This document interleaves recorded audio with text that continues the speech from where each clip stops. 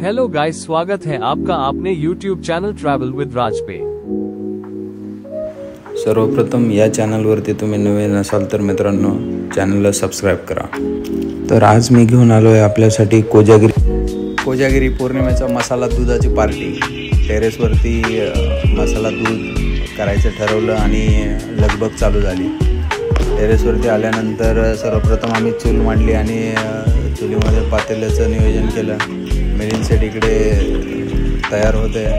जवळपास 6-7 लिटर दुधाचं चितळेचं दूध आपण वापरलेलं आहे। 6-7 लिटर दुधाचं या ठिकाणी नियोजन होतं आणि मसाला दुधाचं परफेक्ट नियोजनबद्ध कार्यक्रम या ठिकाणी आपण केलेला आहे। तुम्ही बघू शकता मित्रांनो, गच्चीवरती वातावरण एकदम फर्स्ट क्लास होतं। इकडे फटाक्याचं आतिषबाजी चालू होती आणि आतिषबाजी चालू असताना या ठिकाणी तुम्ही बघू शकताय एकदम प्रसन्न वातावरणामध्ये दूध इकडे गरम होत होतं।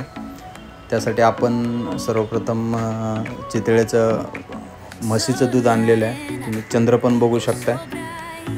कोजागिरी पौर्णिमेचा हा चंद्र पूर्ण आकर्षित करीत होता आणि या चंद्राच्या शीतल छायेमध्ये आपण हा नियोजनाचा कार्यक्रम आपण या ठिकाणी केलेला आहे कोजागिरी पौर्णिमेचा। तरी सर्व अपार्टमेंटमधील सभासदांनी याचा लाभसुद्धा घेतलेला आहे। सगळ्यांनी हजेरी लावलेली आहे कार्यक्रमासाठी। तुम्ही बघू शकता आता दुधाला थोडंसं उकळी यायला चालू झालेलं आहे। आग पण चांगली लागलेली आहे। वातावरण एकदम फर्स्ट क्लास होतं। सुहाना केसर मिल्क मसाला या ठिकाणी आपण वापरलेला आहे। तर आणि त्या सपोर्टमध्ये काटदरे दूध मसाला या ठिकाणी आपण वापरलेला आहे। तुम्ही बघू शकता वातावरणामध्ये हे असे इव्हेंट आणि सिटीतल्या घाई गडबडीच्या जीवनामध्ये हे अशा गोष्टी करायला पाहिजेत जेणेकरून एक विरंगुळा होतो आणि मन थोडंसं कामाच्या प्रेशरमधनं आणि डेली रुटीनमधनं थोडंसं बाहेर येऊन माणसं थोडेसे मनमोकळेपणाने एकमेकांशी चर्चा करतात। तर हा विषय तर मित्रांनो, मी तुम्हाला कोजागिरी पौर्णिमेबद्दल थोडंसं या ठिकाणी विश्लेषण मांडतो। कोजागिरी पौर्णिमा हा अश्विन पौर्णिमेला येणारा भारतीय बौद्ध धर्म संस्कृतीतील महत्त्वाचा दिवस मानला जातो। मराठी दिनदर्शिकेनुसार कोजागिरी पौर्णिमा बहुधा सप्टेंबर ते ऑक्टोबर या दरम्यान। तर मित्रांनो, नेमकं कोजागिरी पौर्णिमा साजरी का केली जाते?